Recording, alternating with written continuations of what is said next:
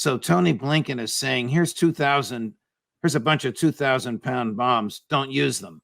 It's effectively what this comes down to. We're satisfying the neocons and the Lindsey Graham types by delivering this stuff to you, but we're also trying to satisfy the Arab American community in Michigan, because it's a swing state, by saying don't use them. How could anybody take the U.S. seriously? That's a very good point. They can, of course. And Congress is the fly in the ointment here, because they're 80% behind supporting Israel. The only time that I remember that Congress stepped up to the plate on Israel and others, in this case it was Turkey, violating the Arms Export Act, was when David, what was his name? The representative from Wisconsin, Dave Obey, got up before George Schultz, or Schultz got up before Obey, who called a meeting, and he said, look, this is a hearing. We want to know why you violated the Export Act in providing weapons to Iran-Contra, to Iran. And Schultz said, Mr. Obey, it's been 3 years. The Americans are just tired of this. And Schultz, to his credit, said, look, Mr. Obey, I didn't take an oath to defend and protect the United States Constitution from all enemies until I got tired. I'm going to pursue this. And he did. Nothing came of it, but at least there was some guts in Congress at that time. That goes way back to the 80s, Judge, as you know painfully yourself. There's no guts left in Congress. When we send 15,000 pounds of bombs to them, how does that happen? Does the U.S. pay Raytheon and Raytheon ships them there? Does the U.S. authorize Raytheon as the Israelis pay Raytheon and we reimburse the Israelis? Do you know the mechanics of how that works? Judge, it's worse than that. They're already there, okay? Oh. They're in storehouses, they're in bunkers, precisely for the purpose of being able to be used by the U.S. in the first instance against whatever threat they perceive in that part of the world. The others, they're made but they come from our stocks. They're sold, they're given really to Israel, and then they're replenished. But the most recent news is that Biden, in this most recent act, carves out for himself an exemption from making sure the Israelis have to ask us before they use these really terrible ones. They don't have to ask us anymore if this law goes through. That's even worse. So you need to know this. This is an urgent situation. We need to do more than make statements and, even demonstrate, put our bodies into it. So Alistair Crook reported this morning that Tony Blinken, this past weekend, or the last time he was in Israel, sometime in the last 72 hours, said to the Israeli Defense Minister Gallant, you only have a few weeks.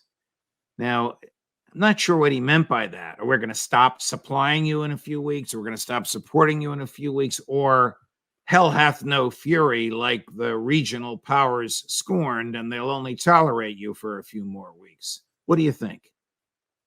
It's hard to know what Blinken means by these things. Does he mean, well, you only have a few more weeks to clean them all out, drive them out into the Sinai? You only have a few more weeks before we make bad noises about what you're doing. So go ahead, hurry up and do it. We got the weapons to you. We got your carte blanche. Go ahead and do it. And a few weeks from now, we'll say, oh, we tried to get them to be restrained, to moderate, not to use such powerful bombs, but they didn't listen to us.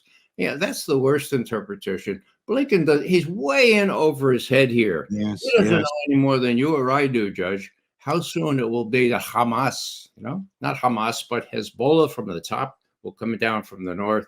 How long will it be before the so-called insurgents in Syria go after our troops big time, who have no business being in Syria nor in Iraq?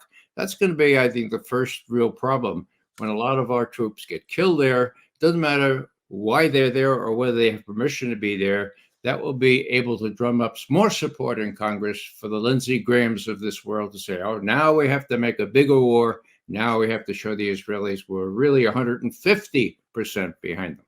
Tell me what your group of intellectuals, including my former Princeton professor Richard Falk, and dear friend of the show, mutual friend of yours and mine, a great visionary, Professor Jeffrey Sachs, are up to with respect to acknowledging, recognizing, exposing, and condemning, my words, not yours yet, the Israeli government's genocide against the Palestinian people?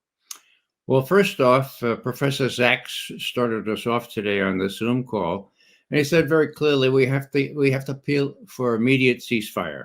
Okay, that's big. Okay, and we can't be shy about naming genocide, for God's sake. Okay. He also said that he thought it would be a good idea if Palestine was recognized by the UN as a full member. I think that makes sense too. There are others that thought that, well, you can't really speak for the Palestinians, but certainly they would welcome that. Others were very, very good. You know, these are intellectuals. I don't know how they let me in, but you know, I sent your name in. Go ahead, Ray. well, he asked me, and when I summed up things, I said, look, you know, it depends on who you want to move here. Netanyahu is not movable. They have no shame. It's a shameless operation. So if you're going to try to have a modicum of shame somewhere, you have to try in Washington, because Washington is the enabler. Without Washington, Netanyahu can't do this. That's why it's really up to us. We're all complicit. If we don't do everything we do, what is the us going to do? What's that? What is the us? What is your group of intellectuals led by Jeff Sachs and you going to do? Well, there's going to be an action plan come out of this meeting, not next week or the following week, but next day or two. There's going to be a very clear delineation as to what's at stake. And Jeffrey Sachs's appeal for an immediate ceasefire, of course. And you know, I mentioned, which nobody else did, Security Council Resolution 242. I've said this before on this program, unanimously adopted November 22nd, 1967, calling for the Israelis to leave all the occupied territories they occupied in their war of aggression, self-admitted now, in June of 1967. That got some resonance, and I think we'll see that in the final statement, that, look, that's on the books. It should be enforced. Otherwise, the UN is not worth its weight